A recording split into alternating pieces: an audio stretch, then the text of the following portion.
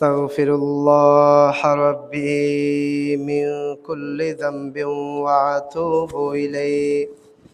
أستغفر الله ربي من كل ذنب وأتوب إليه. لا حول ولا قوة إلا بالله العلي العظيم. نحمده ونستعينه ونستغفره ونؤمن به ونتوكل عليه ونعوذ بالله من شرور أنفسنا ومن سيئات أعمالنا. من يهده الله فلا مضل له ومن يضلله فلا هادي له. ونشهد أن لا إله إلا الله وحده لا شريك له. ونشهد أن سيدنا ونبينا ومولانا وملجأنا محمد رسول الله صلى الله عليه وسلم. أما بعد فقد قال الله تعالى في القرآن المجيد وفرقانه القديم في شان نبيه العظيم. أعوذ بالله من الشيطان الرجيم. بسم الله الرحمن الرحيم. إن الله وملائكته يصلون على النبي يا أيها الذين آمنوا صلوا عليه وسلموا تسليما. صلى الله على وآله وأصحابه وسلم. صلى الله على وآله وأصحابه. اللهم صل على سيدنا مولانا محمد وعلى سيدنا مولانا। ইচ্ছে করলে মায়ার নবী তাকতে পারতেন আরশে। উম্মতেরি মায়ায় নবী শুইয়া আছেন জমিনে। আল্লাহুম্মা سيدنا مولانا محمد وعلى آله مولانا صلاة يا رسول الله عليكم अजब रंग फर है बहारे मदीना के सब जन्नती निसारे मदीना। सलातुनिया सलामुनिया हबीबल्लाह बलगल उला बिकमालिही कशफत दुजा बिजमालिही हसनत जमीओ खिसालिही।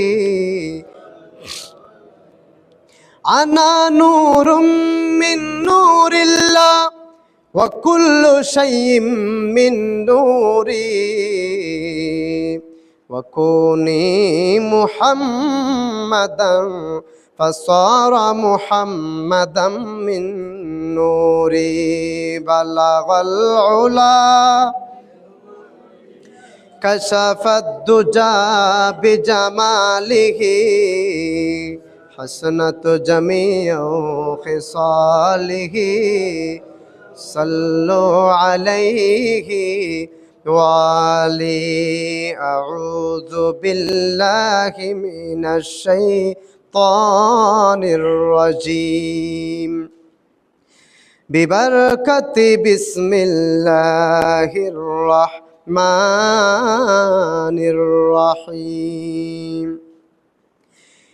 إنا عرضنا الأمانة على السماوات والأرض والجبال فأبين أن يحملنها وأشفقن منها وحملها الإنسان إنه كان ظلوما جهولا وقال رسول الله صلى الله عليه وسلم خيركم من تعلم القرآن وعلمه صدق الله مولانا العظيم وصدق رسوله النبي الحبيب الكريم। উপস্থিত আজকের পবিত্রতম জিলহজ মাসের তৃতীয়তম জুমায় উপস্থিত আমার শ্রদ্ধাভাজন মুসল্লিন ইকরাম, সমবয়সী বন্ধুরা এবং ছোট স্নেহের ভাইয়েরা, বিশেষ করে মাইকের মারফতে যারা আমার আওয়াজ শুনতে পাচ্ছেন, আমার সম্মানিতা পর্দানুসীন মা ও বোনেরা, আরেকবার আমার সালাম গ্রহণ করুন। আসসালামু আলাইকুম ওয়া রাহমাতুল্লাহি ওয়া বারাকাতুহু। সর্বপ্রথম মহান রব্বুল ইজ্জতের দরবারে অগণিত শুকরিয়া জ্ঞাপন করছি যে আল্লাহ সুবহানাহু ওয়া তাআলা আমাদেরকে বিগত জুমার ন্যায় ধারাবাহিকভাবে আজকেও তার পবিত্রতম ঘর মসজিদে এসে জুমার নামাজ আদায় করার মতো সুযোগ দান করেছেন। সেই মহান মনিবের দরবারে আমরা সকলে অন্তরে অন্তঃস্থল থেকে উচ্চ আওয়াজে একবার বলি আলহামদুলিল্লাহ, আরেকবার আওয়াজ দিয়ে বলি আলহামদুলিল্লাহ। সাথে সাথে সৈয়দুল মুরসালিন রহমাতাল লিল আলামিন তাজদারে মদিনা শফিউল মুজনবিন খাতামুন নবিয়্যিন হুজুর পুন্নূর সাল্লাল্লাহু আলাইহি ওয়াসাল্লামের রওজা মুবারকে অগণিত সালাত ও সালাম পেশ করি। সম্মানিত হাজিরিন, বিগত জুমায় আমরা পর্দার বিষয়ে আলোচনা করেছিলাম এবং হিংসা সম্পর্কে আলোচনা করেছিলাম।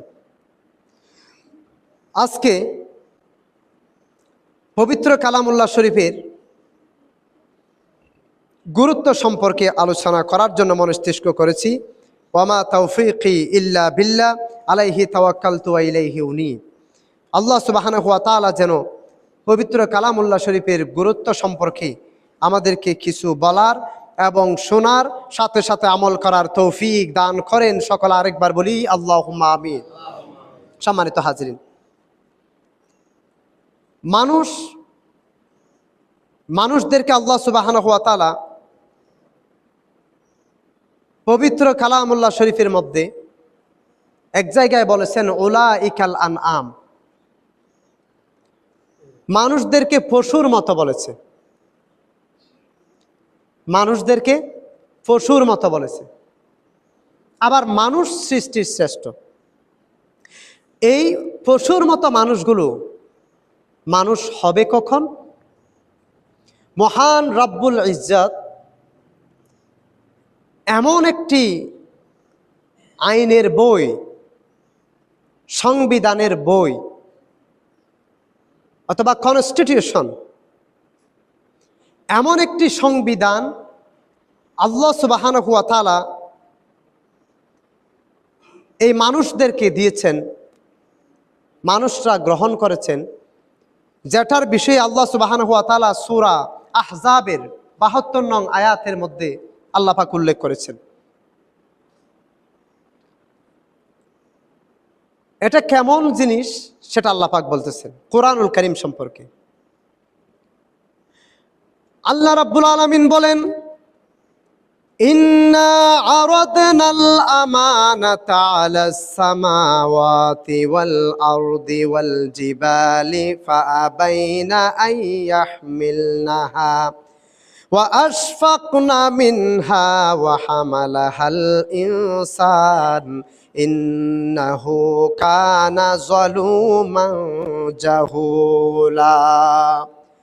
আল্লাহ পাক বলেন, আমি তো আসমান এবং জমিন এবং পর্বতমালার প্রতি আমার আমানত অর্পিত করেছিলাম, আমার এই কোরআনুল কারীমকে অর্পিত করেছিলাম। আসমানকে বলেছিলাম, রে আসমান, আমার কোরআনের এই কনস্টিটিউশনগুলো তোমরা গ্রহণ করবা নাকি? আসমান অপারগতা প্রকাশ করলেন। আল্লাহ পাক বলেন, আমি জমিনকে বললাম, জমিন নিজেও অপারগতা প্রকাশ করলেন। পাহাড়কে বললাম আমার আমানতগুলো গ্রহণ করার জন্যে, পাহাড়ও আমার আমানত গ্রহণ করে নাই। আল্লাহ রাব্বুল আলামিন বলেন, কেউ আমার এই আমানত বহন করতে স্বীকার করলো এবং তারা শঙ্কিত ছিল, ভীতস্ত্রস্ত ছিল, তারা কেউ গ্রহণ করলো না ভয়ে। কারণ আমার এটা এমন মহান জিনিস, আসমান গ্রহণ করলো না, জমিন গ্রহণ করলো না, পাহাড় গ্রহণ করলো না। আল্লাহ রাব্বুল আলামিন বলতেছেন, কিন্তু মানুষ এটা বহন করলো, সে তো অতিশয় জালিম এবং অতিশয় অজ্ঞ। কোরআনুল কারীমটা আকাশকে যখন নিতে বলল, আকাশ গ্রহণ করে না, আসমান গ্রহণ করে না, জমিন গ্রহণ করলো না, পাহাড় গ্রহণ করলো না। আল্লাহ পাক বললেন, আমার এই কোরআনুল কারীম মানুষরাই গ্রহণ করেছে। আল্লাহ পাক বলতেছে, মানুষগুলো তো অতিশয় জালিম এবং অজ্ঞ। এখানে জালিম কেন বলেছে? মানুষদেরকে গ্রহণ করার কারণে আল্লাহ পাক কি বললেন? জালিম। আবার জালিম মানে অত্যাচারিত, আবার জালিম মানে ক্ষেত্র বিশেষে মহিমান্বিত, উত্তম। কিভাবে? দেখেন, একজন মানুষের 5টা সন্তান আছে। কয়টা সন্তান আছে? আপনারা কথা বললে সহজ করে বোঝানো যাবে। একজন মানুষের কয়টা সন্তান আছে? 5টা। একজন ডাক্তার, আরেকজন ইঞ্জিনিয়ার, আরেকজন পাইলট, আরেকজন আলেম, আরেকজন পঙ্গু, সাধারণ এবং পঙ্গু। ওই মানুষটা হঠাৎ একদিন প্রচণ্ড বৃষ্টির সময় অসুস্থ হয়ে পড়েছে। সে তার সকল ছেলেদেরকে ডেকে বলল, তোমরা একটু দোকানে যাও, আমার জন্য কিছু ওষুধ নিয়ে আসো। সব ছেলেরা বলতেছে, ডাক্তার, ইঞ্জিনিয়ার, পাইলট, হুজুর, সবাই বলতেছে, এই বৃষ্টির সময়, এরকম ঝড় তুফানের সময় ওষুধ কেমনে আনবো? সবাই যার যার মতো তেতে বসে আছে। ওই যেটা পঙ্গু ছিল, সে আস্তে করে কাউকে কিছু না বলে ঘর থেকে বেরিয়ে গেছে। কাউকে কিছু না বলে ঘর থেকে বেরিয়ে গেছে। কিসের জন্যে? ওষুধ আনার জন্য। তার বাবার ঝড় তুফান, পরিস্থিতি খুব খারাপ। ওই মুহূর্তে পঙ্গু ছেলেটা ঘর থেকে বাইরে গেছে। হঠাৎ করে তার বাপ যখন জানতে পারলো পঙ্গু ছেলেটাই ওষুধ আনার জন্য চলে গেছে, এখন তার বাপ তাকে বলতেছে, এই ঝড় বাঁধেন না, এই ফয়বে কিল্লা বাইরে গিয়ে দে, মরতে গিয়ে দে নিতে। বলে না এরকম? একই মরতে গেছে এই তুফানের মধ্যে। ভালোগুলো তো যায় নাই, গেছে কোনটা? দুর্বলটা। এখন মরতে গেছে বলছে যে সেটা কি বদদোয়া দিয়ে নাকি দোয়া করে? বলেন, দোয়া করে। কিন্তু বলার সময় ভঙ্গিমা কিরকম? একই মরতে গেছে, কিন্তু বলাটা কি? দোয়া। কারণ ভালো কোন একটা ছেলে যায় নাই, গেছে কোনটা? পঙ্গুটা, যেটা দুর্বল সেটা গেছে। এই ঝড়ের মধ্যে, বিভিন্ন ঝাটকার ঝড়ের মধ্যে, আবহাওয়া বৈরী আবহাওয়ার মধ্যে যখন পঙ্গু ছেলেটা ঘর থেকে বাহির হয়ে গেল বাবার জন্য ওষুধ আনতে, ভালোগুলো যখন যায় নাই, এখন বাবা কি বলতেছে? এ ঝড় বাঁধেন না, নিজে হাঁটতে পারে না, সে কি মরতে গেছে? তার মানে সেটা দোয়া হয়ে গেছে উল্টা, সেটা কিন্তু গজব নয়, বদদোয়া নয়। অনুরূপভাবে আমার আল্লাহ সুবহানাহু ওয়া তাআলার কথা হলো, এই কোরআনুল কারীম আমি আসমানকে বলেছি গ্রহণ করার জন্যে। তারা বিতস্ত্রন্ত ছিল, তারা শঙ্কিত ছিল, তারা গ্রহণ করে নাই, ভয়ে ছিল। আসমানকে বলেছি গ্রহণ করে নাই, জমিনকে বলেছি গ্রহণ করে নাই, পাহাড়কে বলেছি ভয়ে থরথর করে কাঁপতেছিল, আর দুর্বল এই মানুষগুলোই গ্রহণ করেছে। আল্লাহ পাক এই জন্য বলেছে এখানে তারা তো অতিশয় জালিম, অর্থাৎ তারা নিজেদের উপর প্রচন্ড জুলুম করেছে। অর্থাৎ পঙ্গু ছেলেটা যে বাজারে গেছে, সে ঠিক মতো হাঁটতেই পারে না, সে বাজারে যাওয়া আর আসা তার জন্য কত পরিমাণ কষ্ট হতে পারে। এটাই হলো আল্লাহ পাকের কথা, তারা তো নিজেদের উপর জুলুম করেছে, তারা অজ্ঞ, বুঝতে অক্ষম হয়েছে। অথচ এই মানুষগুলো কোরআনুল কারিমের কারণেই এই মানুষগুলো সৃষ্টির সর্বশ্রেষ্ঠ হয়েছে। একবার বলুন না সুবহানাল্লাহ। কারণ কোরআনুল কারিমের একদম সূচনা লগ্নের যে সূরাটার নাম কি? সূরাতুল বাকারা। সূরাতুল বাকারাতুন অর্থ কি? গাবি। বাকারাতুন অর্থ গাবি। আর কোরআনুল কারিমের সর্বশেষ যে সূরাটার নাম সূরাতুন নাস। নাস অর্থ মানুষ। শুরুটা কি ছিল? গাবি। আর শেষেরটা নাস। আল্লাহ পাক অন্য জায়গায় বলেছে উলাইকাল আনআম, এই মানুষগুলো তো পশুর মতোই।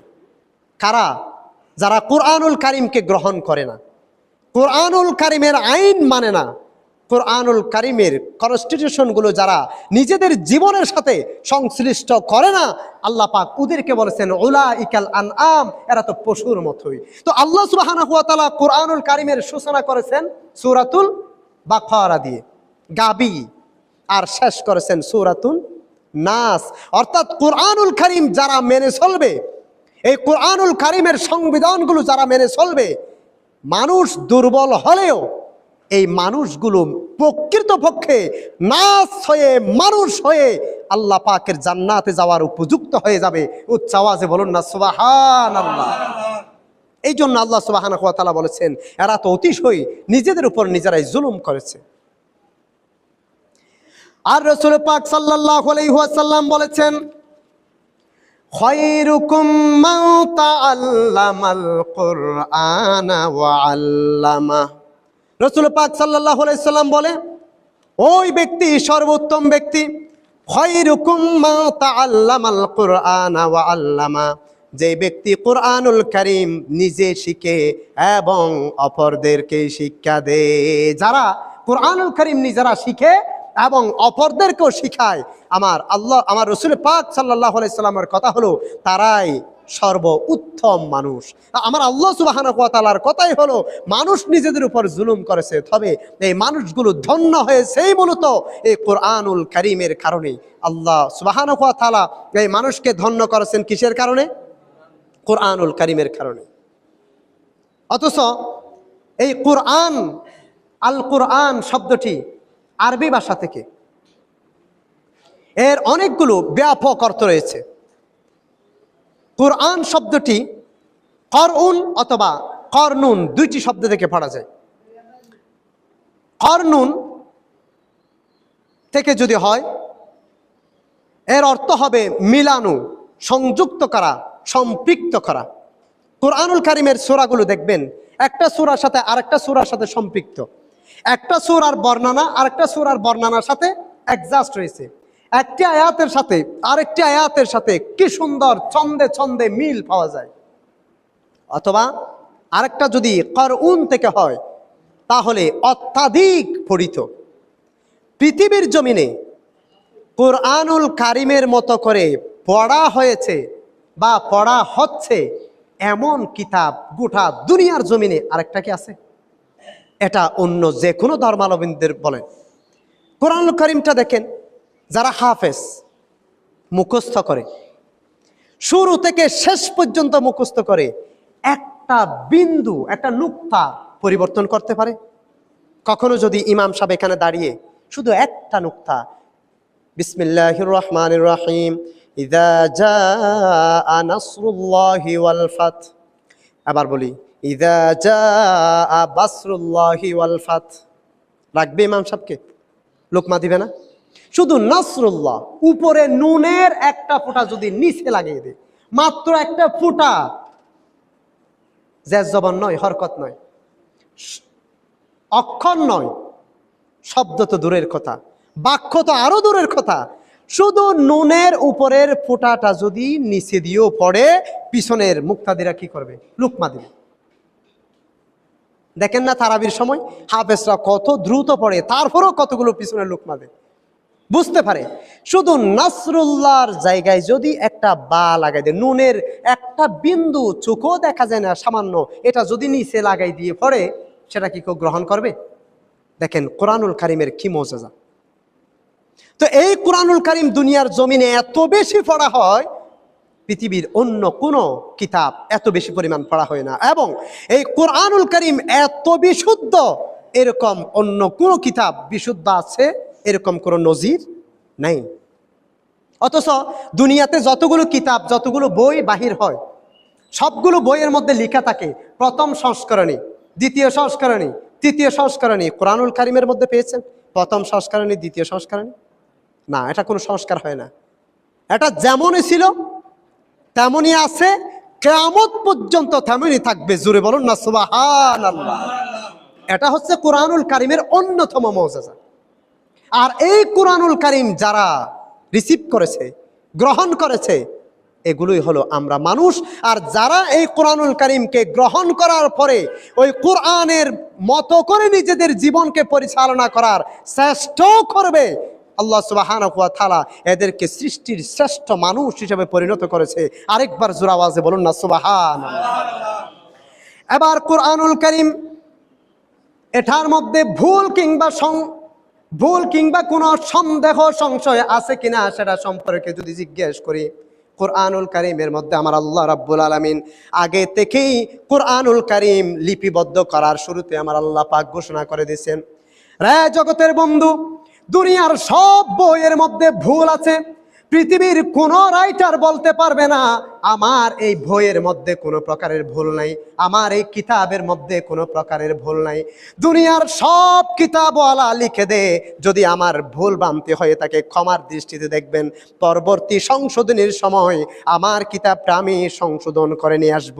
কিন্তু কোরআনুল কারিমের সূচনা লগ্নে আমার আল্লাহ রাব্বুল আলামিন ঘোষণা করলেন, আলিফ লাম মিম যালিকাল কিতাবু লা রাইবা ফীহি হুদাল লিল মুত্তাকিন। সূচনাতে আল্লাহ পাক বলেছেন যালিকাল কিতাব, এটি এমন কিতাব, লা রাইবা ফীহি, এই কিতাবের মধ্যে কোনো প্রকারের বলতে দূরের কথা সন্দেহ করা যাবে না। জোরে বলুন না সুবহানাল্লাহ। পৃথিবীর এমন কিতাবল আছে, আজকে না হলে যেগুলো বাংলা কিতাবও আছে, আপনারা বাসায় গিয়ে একটা একটা বই খুলে দেখবেন, সব বইয়ের মধ্যে লিখে দেয় আমার মানবীয় ত্রুটির কারণে ভুল ভ্রান্তি হতে পারে, ভুল হলে ক্ষমার দৃষ্টিতে দেখবেন, পরবর্তী সংস্করণের সময় আমি শুধরাই দিব। সব রাইটার এই কথা বলে। আর আল্লাহ পাক স্পষ্ট করে বলে দিলেন, তাও কখন, কত বছর আগে। এখনো পর্যন্ত কোরআনুল কারিমের কেউ ভুল ধরতে পেরেছে? সম্ভব হবে? আরো আধুনিক যুগ আসলেও কখনো সম্ভব নয়। অথচ কোরআনুল কারিম এমন একটা সময়ে নাজিল হয়েছিল যখন বর্তমান সময়ের মতো আপডেট জামানা ছিল না। সেই সময়ে কোরআন নাজিল হয়েছে। এখন আপডেট জামানায় এসেও, আধুনিক জামানায় এসেও, বৈজ্ঞানিক যুগে এসেও কোরআনুল কারিমের একটা ভুল ধরার তো দূরের কথা, ভুল ধরার মতো এত বড় দুঃসাহসও কেউ করে না। এটাই হচ্ছে কোরআনের অন্যতম মওজিজা। এই কোরআনের সাথে যারা বাজে, আল্লাহ সুবহানাহু ওয়া তাআলা তাদেরকে দামি করে ফেলে। জোরে বলুন সুবহানাল্লাহ। আমরা ছোটকালে মক্তবে যাইতাম, এখন মক্তব মোটামুটি উঠে গেছে। আপনাদের এখানে আছে কিনা আমি জানি না। মক্তবে যাওয়ার সময় কোরআনুল কারিমের ভিতরে আমরা নিশান বলে চকলেটের কাগজকে 3 কোণা করে ভিতরে রাখতাম। চকলেটের কাগজ অথবা যে কোনো কাগজ 3 কোণা করে নিশান বলে ফাড়া ধরার জন্য ভিতরে রাখতাম। অথচ এই কাগজগুলো ভিতরে রাখার পরে কোরআন শরীফ নিয়ে যখন মক্তবে যাইতাম অথবা আসতাম, আসার সময় হঠাৎ যদি ওখান থেকে কাপড়টা পড়ে গেলে, ওই চকলেটের কাগজটা যদি পড়ে যায়, তাড়াতাড়ি সেটা তুলে আমরা চুমা দিতাম, বুকে বাজাইতাম, মাথার উপর তুলে নিতাম। 1 টাকার চকলেটের কাগজ। অথচ মক্তবে যাওয়ার সময়, এমনি রাস্তায় হাঁটার সময় হাজার হাজার চকলেটের কাগজ পায়ের নিচে দিয়ে হেঁটে যায়, কিন্তু কেউ কি আফসোস করেছে কখনো? তাহলে এই এক টাকার চকলেটের কাগজের জন্য আফসোস করলাম কেন? কাগজটা কোরআনুল কারিমের সাথে সম্পর্ক রেখেছে। কোরআনুল কারিমের সাথে কাগজটা লাগার কারণে এটা পড়ে গেলে আমরা তাড়াতাড়ি তুলে চমা দিচ্ছি, বুকে নিচ্ছি, মাথার উপরে নিচ্ছি। কারণটা হলো এই চকলেটের কাগজটা সস্তা হলেও এটার সম্পৃক্ত হয়েছে, এটার বন্ধুত্ব হয়েছে কোরআনুল কারিমের সাথে, যার কারণে সেটা পড়ে গেলে আমরা তাড়াতাড়ি নিয়ে বুকে লাগাই, মুখে লাগাই। জোরে বলুন না সুবহানাল্লাহ। সংক্ষিপ্ত আরেকটা এক্সাম্পল দিয়ে আমি সমাপ্ত করব। কোরআনের সাথে সম্পর্ক করতে হবে যদি নিজেদের জীবনকে পরিবর্তন করতে চাই। কোরআনের মধ্যে আমরা একটা খবর দিই, এটাকে কি বলি? যোগদান। এই যোগদানটা কেনার সময় দামি কাপড় দিয়ে কিনি নাকি সস্তা কাপড় দিয়ে? একেবারে সস্তা কাপড়, 35 টাকা থেকে 40 টাকা। এখন আমাদের মধ্যে এমনও মানুষ আছে একটা প্যান্টের দাম 1500 থেকে 2000 টাকা। বাহির থেকে আসছে একটা মানুষ দৌড়ে দৌড়ে, বাসায় আসার পরে গরমের মধ্যে ঘেমে গেছে, সে গোসল করতে যাবে। অথবা একটা লুঙ্গির এক্সাম্পলও যদি দিই, একটা লুঙ্গির দামও তো আছে 700 থেকে 800 টাকা। বাহির থেকে আসার পর সে তার ওয়াইফকে বললো আমার লুঙ্গিটা দাও, গোসল করতে যাব। লুঙ্গি দিছে, সে কাঁধে নিয়ে গোসল করতে যাবে, তাড়াহুড়া করতেছে গরমের কারণে। হঠাৎ করে লুঙ্গিটা যদি পড়ে যায়, সে কি তাড়াতাড়ি লুঙ্গিটা তুলে চুমা দে, নাকি ইচ্ছে করে আরেকটা লাথি দিয়ে বলে তাড়াহুড়া করতেছে এখানে আর পড়ে গেছে কেন, বিরক্ত বোধ করে? অথচ কত দামি লুঙ্গি। অথবা বাহিরে কোথাও যাবে, কত দামি শার্ট কোট, হাত থেকে পড়ে গেলেও রাগ করে কি করে? লাথি মেরে দাঁড়ো, দূর ঠেলে দে। 1500 টাকার জিনিস লাথি মারলো।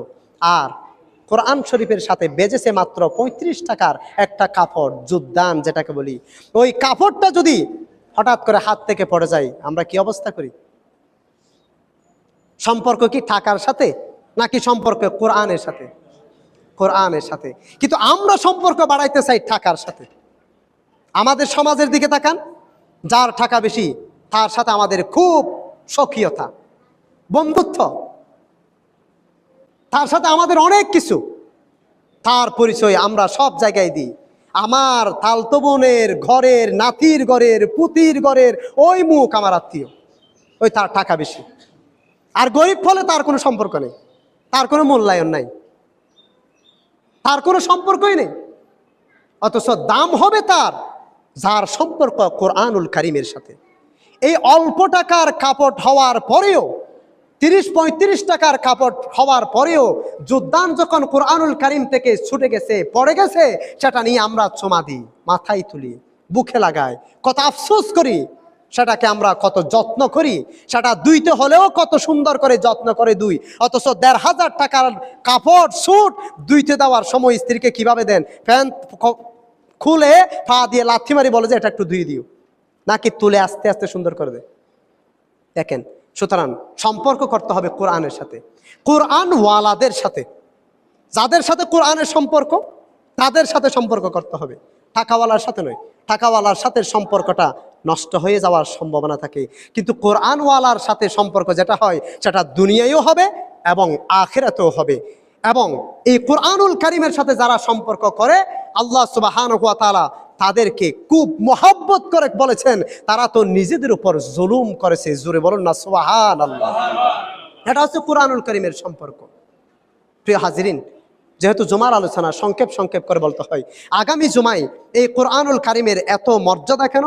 কোরআনুল কারিম কখন দুনিয়ার জমিনে এসেছে, কি জন্য এসেছে, আমাদের জন্য মেসেজ কি দিয়েছে, কোরআনুল কারিমের মধ্যে আমরা কোন কোন বিষয় সম্পর্কে অবগত হতে পারবো, ওই বিষয় সম্পর্কে আগামী জুমায় আলোচনা করব।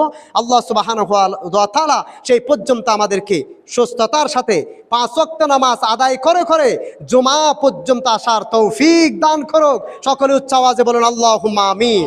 ওয়া আখিরু দাওয়ানা আলহামদুলিল্লাহ। আসসালামু আলাইকুম ওয়া রাহমাতুল্লাহ। যারা সুন্নাত পড়েন নাই, আপনারা সুন্নাত পড়েন।